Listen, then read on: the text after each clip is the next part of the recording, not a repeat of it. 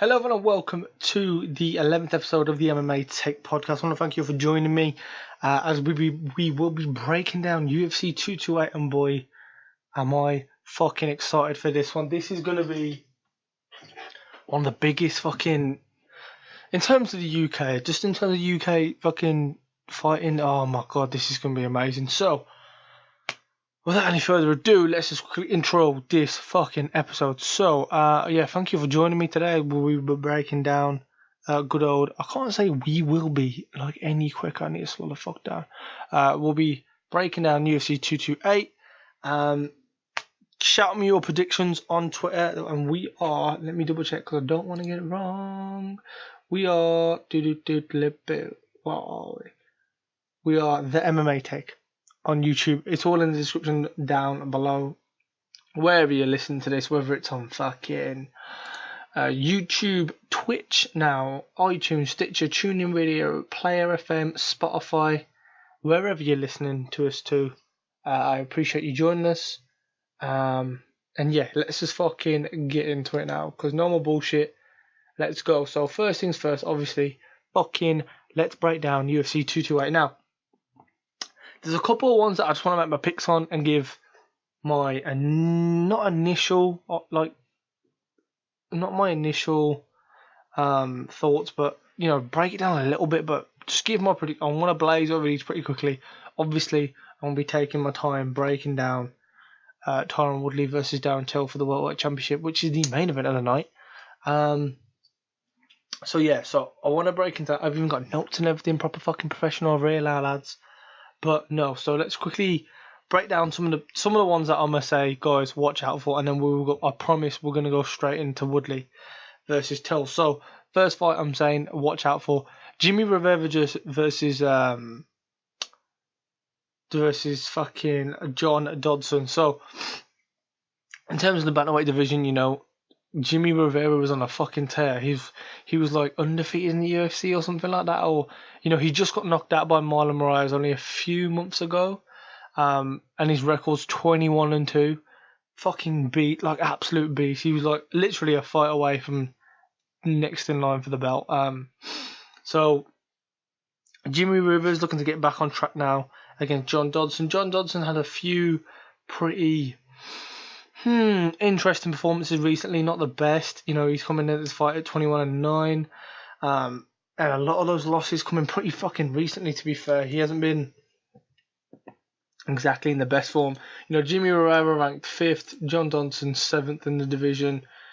To be fair, John Dodson did come off a pretty decent win off of Pedro Munoz in his last fight. But I think in this fight, Jimmy Rivera's got the win here. He's looking to come back off that loss. I just think it was a case of he only lost that Marlon Moraes fight because Marlon Moraes is the fucking beast. And yeah, someone was going to fucking lose it, and it was just, it happened to be him. But I love Jimmy Rivera by knockout. Yeah, he's got knockout power in those hands. So I'm going to actually say Jimmy, actually, no, I'm not. He's got knockout power and he's got some serious power in his hands, but getting knocked out by someone probably fucking changes your perspective on fucking fighting. You know what? I'll give the nod to Jimmy Rivera regardless, but I'll say decision. Next fight, oh my god, I don't even need to break this down too much. Next fight, it will be the main event of the pre-fight prelims, and this is going to be the Carla Esparza versus Tatiana Suarez. Holy fucking shit, Tatiana Suarez is a fucking beast. She's 7-0, going against Carla Esparza, who's ranked 6th in the division, Tatiana 9th in the division. Carla Esparza being 14-5. But no, I'm not even going to break this down. Tatiana Suarez has one of the best wrestling in terms of female wrestling in the UFC. Up there with the best. Her striking's phenomenal. Her submission game is ridiculous. I've got Tatiana Suarez winning this fight. She's a beast, by the way, guys. 100%. Keep an eye out for this main event, because she'll be up there in terms of strawweights. Give her end of 2019 if Rose is still champion. Fucking hell, Tatiana Suarez versus Rose Namajunas could be happening. So 100% keep your eye out for that. Anyway, like I said, I've probably got Tatiana Suarez with a submission in the second round. Her submission game is just ridiculous. Carla Esparza, again, decent submission game, but as soon as Tatiana Suarez gets you down, you're going to struggle to get up, and she'll be slipping in that rear naked choke like there's no tomorrow. So, yeah. And then the next fight we have is, holy shit. On the main card, Jessica Andrade versus Karolina Kowalkiewicz. Holy shit, this fight is going to be amazing. Fuck me. Like, I don't know what to say about the fight. This fight is going to be fucking phenomenal. It will be decision, because both of these women are fucking tough as nails. I just see Jessica Andrade beating Karolina Kowalkiewicz. This is a number one contendership fight. Let's be honest, whoever wins this will be fighting Rose next. 100%. Jessica Andrade is on a fucking blazing trail right now. After what she did to fucking Claudia Gadelha and I think it was Tisha Torres. What she did to those two ladies shouldn't be fair. She's a fucking pit bull, a mean machine. Telling you she'll be winning this fight. Probably again decision, to both these women. It's just fucking ridiculously tough. So I've got Jessica Andrade by decision. Fucking this fight card, man. We haven't had some good UFC in a while. We had UFC Lincoln and that was... But this I am fucking excited for now. The next fight we have on the card is Zabit Magomed Sharipov, and it should have been against Yaya Rodriguez, but he got injured. So we have Brandon Davis. I don't know. This isn't his UFC debut. I'm 100% sure of that. I think he's maybe had 2 fights in the UFC. Let me just have a quick look. So he started out in the Tuesday Night Contender Series in August 2017, so basically a year ago. Then lost to Kyle Botniak. Now, if you remember who Kyle Botniak is, he, funny enough, is the guy who just lost to Zabit Nurmagomedov. Probably one of the best fights of the year so far. Up there, definitely in the top 5 best fights of the year. That was a fucking barn burner. So he lost that in January, and then fought again straight away in February against Steven Peterson. Won that via decision, and he got fight of the night too. Okay, wow. What card was that for him to get a fight of the night? Was it a shit card or? Oh wow, he got fight of the night over. Where was this fight ranked? This fight was. Oh, it was on the main card. But it. It beat, you had Lewis versus Tybura on that, and you had Donald Cerrone versus Yancy Medeiros in that fight, in that thingy too, and they gave it to Brandon Davis. Okay, fair play. You had 2 big knockouts in the co-main and main, and they gave fight of the night to him. So that's pretty interesting. And he lost to Enrique Barzola, again another decision, and I feel sorry for this kid, fair play, picking up the fight. You're on a pay-per-view main event. This pay-per-view will be doing pretty well, I think, in Europe especially. Everyone in the UK will be buying this. Every UFC fan in the UK, 100% will be buying this pay-per-view. So, well, then again, we won't even be buying it. We get it free here with our normal sports channels. But nevertheless, do I have to say much more than Zabit Magomed fucking Sharipov? He's a motherfucker. That's all I need to say. He's a fucking beast. 100% winning this fight. Probably. You know what? It could, if it goes 3 rounds, which I don't think it will. But if it goes 3 rounds, fucking hell, you could be looking at a fight of the night. To be fair, 100%. If Jessica Andrade and Karolina Kowalkiewicz don't get fight of the night, this could get it. But yeah, Zabit by fucking, I don't know, he could win by fucking submission, knockout, or even decision. I think he'll win by knockout. I think he'll end this fight midway for the second round, 100%. He's just so fucking good. I really am looking forward to seeing him fight again. That first time I saw him fight against Kyle Botniak, that was one of my favourite fights of the year for sure. So got Zabit there, and next off we have the co-main event for the women's flyweight title, which is the champion Nico Montano versus number 1 ranked Valentina Shevchenko. I just feel like Nico Montano kind of got through into this position, just by winning tough. Winning tough is a great thing. You look at some of the past tough winners, you think, yeah, they tough winners sometimes go far. Some of them go under the radar, but if you look back in the day, you had fucking Ferguson, Diego Sanchez. Did he even win it? No, he didn't. He didn't. Diego Sanchez didn't even win it. Just was someone on the Ultimate Fighter. Yeah, I've completely fucked that point up there. I really do apologise. But regardless, it kind of like they just threw this belt on her. Thought, hey, here's a division, here's a belt, fuck it, whoever wins it, wins it. She was ranked 14th out of all of the contestants in Tough, which says a lot, really. Fair play to her for winning the belt. You know, going through Tough isn't the easiest thing in the world. You know, having to stay at a low weight for that long and fight very, very frequently. But Valentina motherfucking Shevchenko is a beast. Personally, I thought she beat Amanda Nunes when they fought earlier. Was that like a year ago now, or like last year? She's a fucking beast. I feel like this could be getting over and done with within the first round, 100% knockout, or even a submission. You know, I just think fucking Valentina Shevchenko is too much of a beast for Nico Montana. I don't see this fight lasting too long. I see it being pretty over pretty quickly too. So a real shame, you know, for a champion to just go down like that. But Valentina Shevchenko, give her that belt, and not Jessica Andrade, sorry. Why am I forgetting your name? She's one of the best fucking champions. Joanna Jędrzejczyk. I could see the Jędrzejczyk in my head. I just couldn't remember the first name. Joanna Jędrzejczyk, move up to 125 and give us fucking Jędrzejczyk versus Shevchenko. Oh, please. Holy shit, that would be such a great fight. Right. Now, for the main event. Now, I need to slow down. Kind of rush those first picks a bit. I need to chill out. We've got a lot to talk about in terms of Tyron Woodley versus Darren Till. This is this is interesting. I don't know. You can tell, you know, earlier in the week that the odds were just fucking ridiculous. They were even. Both of them were same. For if you wanted Woodley to win, it was the same odds for Darren Till to win. I believe Darren Till, as of recording the podcast, is now a favourite. But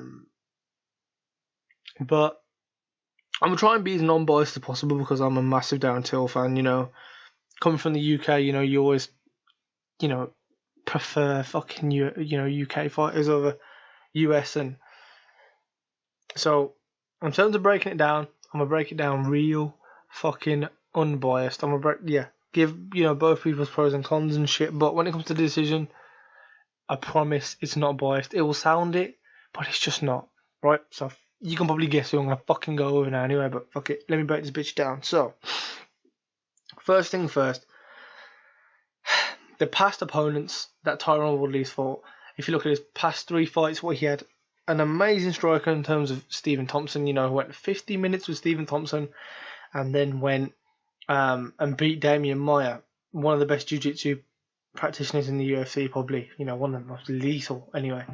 And, you know, in terms of Stephen Wonderboy Thompson, one of the best strikers, technical strikers in the UFC.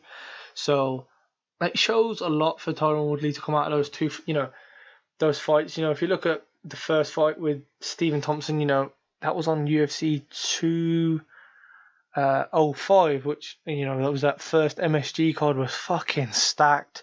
You had Yoel Romero, Chris Weidman, Khabib was on there. Obviously, fucking, you know, you had Frankie Edgar. You had the Conor McGregor fight, obviously. You had, was it Jędrzejczyk versus Kowalkiewicz, I think it might have been. That card was ridiculously stacked. The amount of talent that was on that card was fucking stupid. And Stephen Wonderboy and Tyron Woodley got fight of the night. Now that says a lot. Now the way Woodley has fought over his career, if you look back at Strikeforce, you know, he had submissions, his wrestling game was phenomenal. And then as he's grown through his career, you know, you see a lot of, you know, famous analysts, you know, Joe Rogan, John Anik, Brendan Schaub, Michael Bisping's even said it a few times, and of course Dan Hardy have said that throughout Tyron Woodley's career, whenever you look back at his career, he's dropped certain aspects of his fighting career because it's strenuous in terms of cardio. Now, cardio is going to be a bitch for Tyron Woodley in this fight because Darren Till was one of those fighters that fucking comes at you for all 25 minutes of this fight. We saw it really, in that Wonderboy Thompson fight with Darren, in terms of Darren Till at UFC Liverpool earlier the year. He was there for 25 minutes, staying calm and composed for a whole 25 minutes. And I'm going to circle back to this point in a second, but Tyron Woodley's cardio, whatever was strenuous on his body. If you look at his body, he's very, very high muscle bound, and they take a lot of oxygen. That takes a lot of energy to pump blood for those all those muscles and shit. It is very, very strenuous in terms of his cardio. So when you're looking at, his past career, he submissions, doesn't want to fighting on the ground anymore because it's so strenuous. Wrestling, how many in the UFC he got, I believe I saw a stat, something ridiculous, like in his UFC career, Tyron Woodley's got 5 takedowns and 3 of them was against Carlos Condit, which was in fucking 2013 or something like that. Fucking ages ago, and that was and he only really took Condit down in that fight because Condit was going at him hard. We haven't seen Tyron Woodley take many chances in terms of wrestling because he's so, got so much power, so highly, densely populated body with muscle. When he takes someone down, he just automatically uses all of his power, which fucking burns so much energy and cardio, which is going to be a bitch. I can't really see him taking down Darren Till or even trying to. Wasting energy. He's going to need his energy. Why? There's 2 ways that Tyron Woodley fights. One of the ones that I've noticed when going back into his fights, he loves backing people into the fence. But in terms of him backing himself up, he walks back into the fence, and you see him. It's almost like his back foot or his back hits the back of the fence, and you see him switch, and you see the switch in terms of one of Tyron Woodley's best things is his fucking. It's his blast attack. The only way I can describe it is a blast attack. He throws jabs at you and the hooks, and he does it in such a quick speed that he's such an agile and such an amazing athlete that he throws those punches at you so quickly and charges at you. You have the only just fucking thing you can do is back the fuck up. Now, one of the things I love about Tyron Woodley, when he backs himself into the fence and he does this sprint attack, it works so many times because you see him push people into the cage and they have the whole of the octagon free behind him, because he's got his back to it. So he comes charging at you with a whole lot of space to connect and hit you down, and you're on the ground, or something like that, or even just regain control and take the middle of the cage, just something as simple like that. You see him do it so many times. These little blast attacks. You see him sprinting into that middle of the octagon so quickly, and that is really, it is almost a way of him covering the octagon. And the way he's going to win this fight now is being the power and the speed, maybe wrestling. I really don't see him taking him down, but fucking hell, worse comes to worse, he will be taking Darren Till down. I don't think that's going to happen. I think this fight's going to be over before he will be able to give a chance to knock him down, but we'll worry about that in a bit. How Tyron Woodley's going to win this fight is through his power and speed. Obviously, he's got a motherfucker of a right hand. Now, I'm going to link it back into Darren Till. So he has this motherfucker of a right hand, right? Now, when you have that fucking disgusting overhand right, the perfect opposition for you to fight is a southpaw. Now, speaking of southpaw, 5 out of Tyron Woodley's last 6 opponents have been southpaw. Now, that just means, and also Darren Till being a southpaw. Well, yeah. Now, what this means is that Tyron Woodley, 5 out of his last 6 camps, he'd been preparing for a southpaw. It becomes regular to him. It becomes almost like he's fighting unorthodox. It just becomes, fighting the same partners and hitting the midst in. So you're hitting someone in southpaw, and when you've done that, how long's a fucking fight camp? 8 weeks or something like that. When you've done that 40 weeks, you've been training for someone training for a southpaw for 40 weeks almost. it's almost a year of everyday training for a southpaw. It's going to pay off. Now, that's one of the things that I'm worried about for Darren Till in this fight. Darren Till could get hit with his right hand, and he fully could. He really, really could.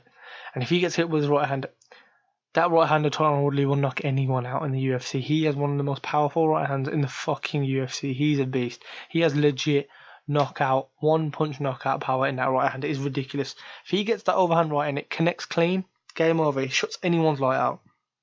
Now, Darren Till. That is the only thing I'm really worried about in terms of Darren Till. Him getting knocked out. Him being a southpaw, obviously it just opens him up for that fucking overhand right. Of course it does. Which does stress me the fuck out. Now, in terms of, what Darren Till's good at. Now, Darren Till's good at so many things. One of Darren Till's best attributes is 100% his calmness and how confident he is in the cage. If you go back to his UFC fights, you see him fucking like chatting shit to people in the middle of the ring. People would kick him and he'd be, waving his head, going, nah, that didn't affect me, waving him off. I can't remember the fight that he was in.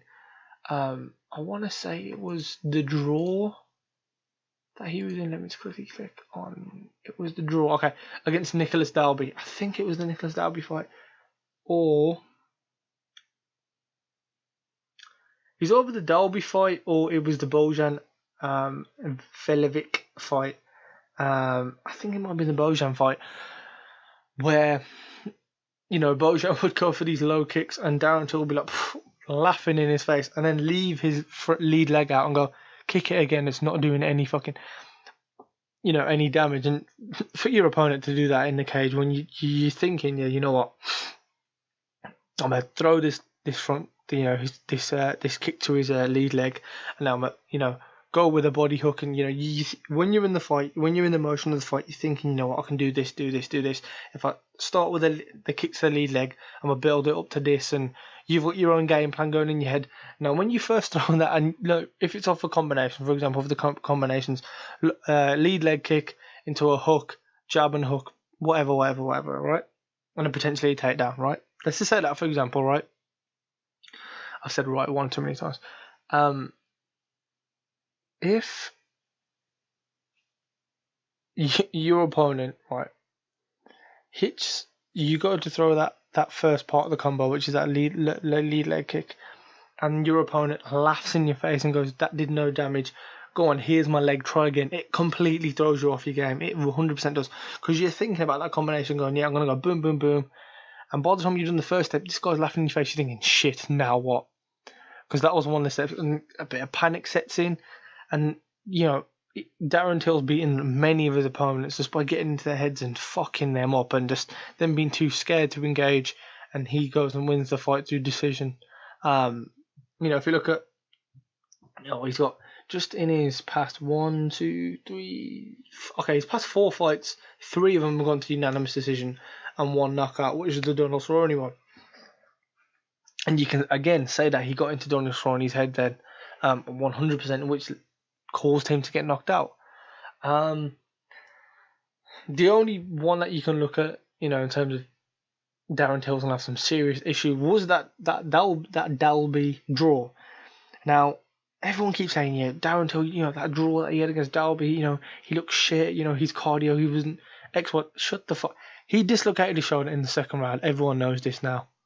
He badly dislocated his shoulder in the second round, which caused him to be a bit fucking cautious when you've got one dangling fucking, one fucking shoulder out of socket. Of course, you're not going to be throwing left, right, and centre, are you? So that's the only real blemish in terms of, Darren Till's past fights.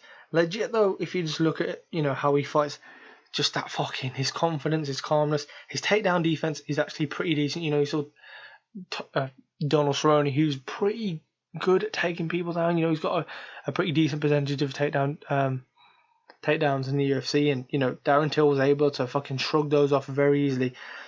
And if Tyron Woodley was to take Darren Till down, I don't think there'll be much of an issue for Darren Till, because I feel like he'll be able to get up so quickly and without any issue. I feel like he's just the bigger guy. It helps when you're the bigger guy.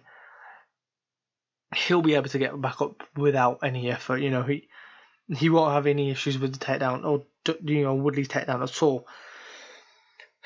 Now, like I said, Tyron Woodley's cardio will be tested in this fight. It will 100% be tested in this fight. I think he will struggle in the later rounds, Woodley, especially if he's looking to knock Darren Till out with his speed and power, and that's when Darren Till's precision striking comes in, because Darren's still probably one of the best precision strikers in the UFC. His Muay Thai is fucking ridiculous. Just how he can be going in, it's just a normal standing position and boom, head kick straight away out of nowhere. If you see the knockout of his first fight in the UFC against Olivier Marquez, he had Olivier Marquez backed against the cage. Funny enough, again, like Tyron Woodley, Tyron Woodley likes being against the cage. And before Marquez could, respond with a big hook, Darren Till kind of just rushes in to Marquez as he's backed up against the cage, because there's nowhere you can go if you're backed up against the cage. He rushes in and boom, hits him out of fucking elbow out of fucking nowhere. That was one. It didn't knock him out, don't get me wrong. Well, it dropped him, but fucking Marquez was a motherfucker. He got back up and then got licked with another elbow, which caused him to get knocked out. But who's a motherfucker in that fight? So fair play to him. But I'm gonna just say it now. Darren Till will be the next welterweight champion. By this time next week, we're going to be talking about how Darren Till knocked Tyron Woodley out in the 4th round. Now, that is my prediction. I think he's going to knock him out in the 4th round. Woodley will get tired in this fight. He 100% will. This isn't going to be like the Thompson fight, where he looked tired in both.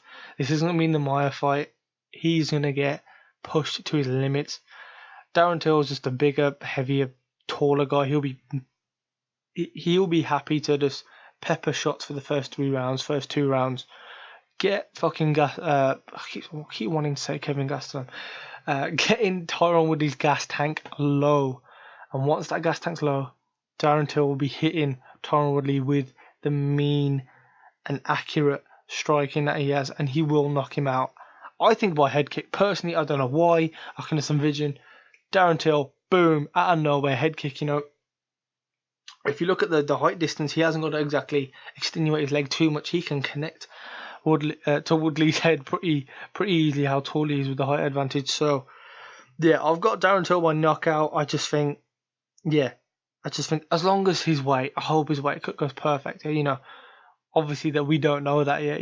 It's Wednesday when I'm recording the podcast, so well, let's just hope he makes weight. There was reports when he did the media scrum not long ago that he's weighing 182. So that's what, all of Wednesday night, all of Thursday, and then come Friday morning, isn't it, for them? So 12 pounds isn't the worst thing to do. People can do 12 pounds. If he apparently, he's looking at come Thursday morning, he wants to be 178, I believe. And then, cutting 8 pounds a day should be no issue. I hope so. But we'll see. As long as Darren Till makes fight, he's healthy, he can go for the fight. And this is Darren Till's fight to win, if you ask me. 100% my knockout. Woodley, you've been a great champion, mate, but your time has come. Game over, mate. I'm buzzing to see this fight. I can't wait to see Darren Till get the W. It's going to be one interesting motherfucker fight, though. So, that ends good old UFC 228 predictions. Jesus Christ. And now... Sorry about that fucking random shit going on my phone.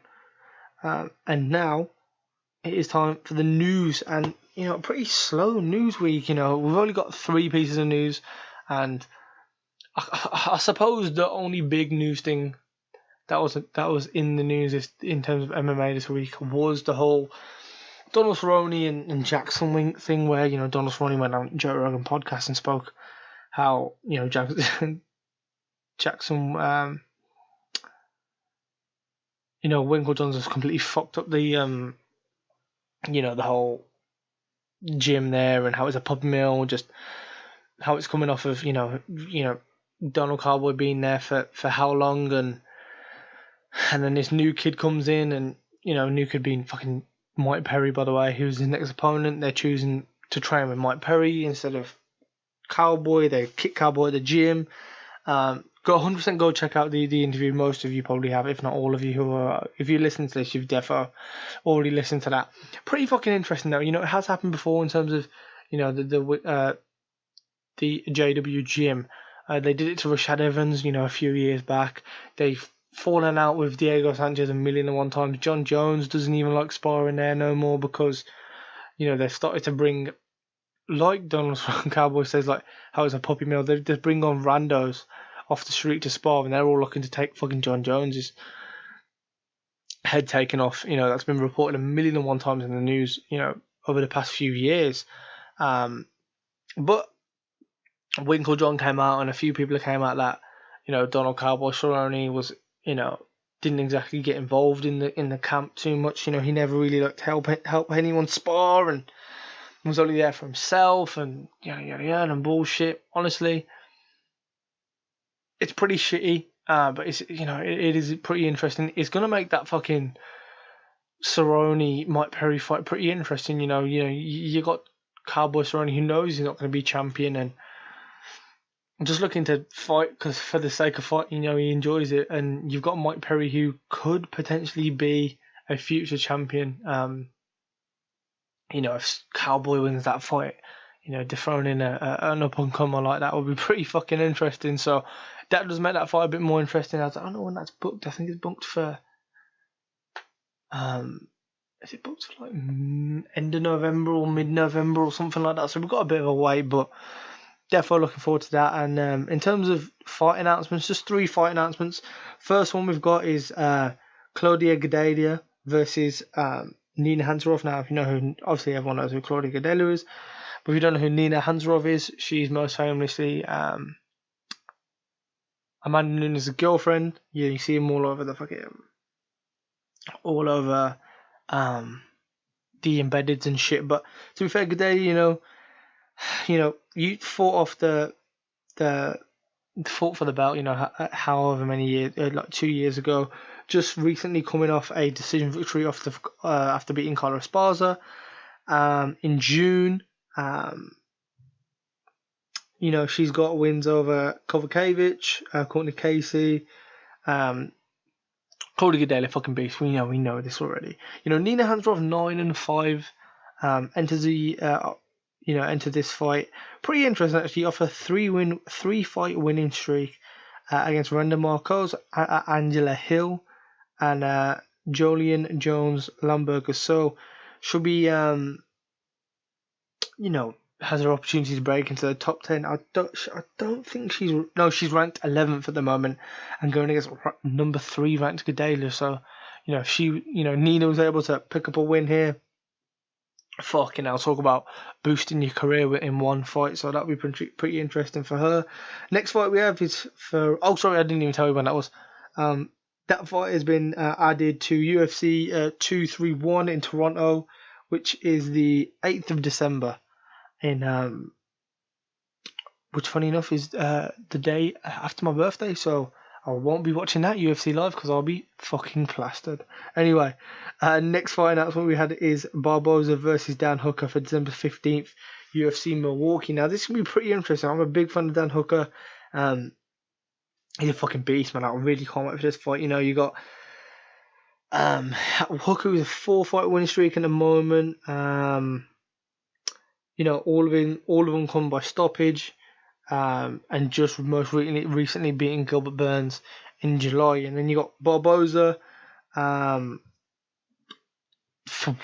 of his first ever 2-fight losing streak in his career. Never lost 2 in a row before. Obviously, there's 2 losses coming to Kevin Lee and Khabib Nurmagomedov. So yeah, it'll be interesting. I can't wait for this fight. Hooker is on an absolute blaze right now. Defo looking to break into the top 10. He's ranked 14th at the moment, and Barboza ranked 6th. So he's looking to try and get back in that title picture. But I don't see Barboza really threatening anyone in the top 5, to be fair. So, you know, just as an early favourite, I probably got Booker, and I can't wait for this next fight. This next fight has been confirmed, I believe, as the main event for UFC Adelaide on December 1st. The fight is JDS versus Tai Tuivasa. Now, I'm a big fucking fan of Tai Tuivasa. He's a beast. Tai Tuivasa has been looking for this fight for ages. He's been calling out JDS for ages, looking for this fight so badly. You know, he's 8-0 in his career. You know, most recently he just beat Andrei Arlovski at UFC 225. Just recently signed a new new contract as well. Tuivasa ranked 10th, JDS 7th. Obviously, JDS coming off of the fight. It was like a month ago or something where he fought that random fucking Russian guy Ivanov, wasn't it? You know, beat him. I think he beat him. So yeah, I'll fucking just, what a heavyweight fight that's going to be, you know, in Adelaide as well. So the crowd will be going for Tai Tuivasa, but I don't think many people will be booing the legend like JDS. You know, this is young versus old, heavyweight, classic fucking battle. I really can't wait for this fight. But yeah, that is everything for today's podcast. I can't believe it's kind of fucking flown by after breaking down Darren Till and Tyron Woodley. Hope you all enjoyed the 11th episode of the MMA Take. Don't forget to follow me in all of the places down below. You know, we're on YouTube, Twitter, Twitch now too. You know, I've been streaming on Twitch loads, so thank you all. If you've all come from Twitch, let me know. Shout me a tweet and let me know. If you're from there, I'll give you a shout out in the next podcast. Can't wait. If you guys have any predictions, let me know. Give me a tweet at the MMA Take. Obviously, all that links out in the description below. Thank you for listening to us wherever you listen to us from, whether it's YouTube, Twitch, iTunes, Stitcher, Spotify, Player FM, TuneIn Radio. We're fucking all over the shop. I want to thank you all for joining me. This has been the MMA Take episode 11, and I'll catch you all next time. Cheers. Tyron Woodley for the motherfucking loss. Come on, Till.